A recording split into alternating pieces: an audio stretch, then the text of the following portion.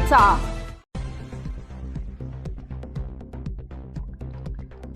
बागलाण तालुक्यातून पुन्हा एकदा हृदयद्रावक अपघाताची घटना समोर आली असून साक्री शिर्डी राष्ट्रीय महामार्गावरील ढोलबारे गावाजवळ मोटरसायकल अज्ञात वाहनानं जोरदार धडक दिल्यानं झालेल्या भीषण अपघातात नवापूर तालुक्यातील अमलीपाडा येथील दाम्पत्याचा जागीच मृत्यू झाला आहे। या अपघातात संदीप गावित वय वर्ष 35 व आशा संदीप गावित वय वर्ष 32 या पती पत्नीचा दुर्दैवी अंत झाला।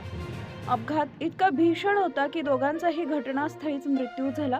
धडकेनंतर अज्ञात वाहन स्थळावरून पसार झाल्याची माहिती समोर येते आहे।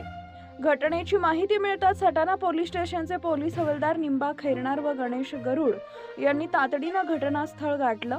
स्थानिक नागरिकांच्या मदतीनं अपघातातील मृतदेह कल्पेश निकम यांच्या रुग्णवाहिकेतून सटाणा ग्रामीण रुग्णालयात आणण्यात आले।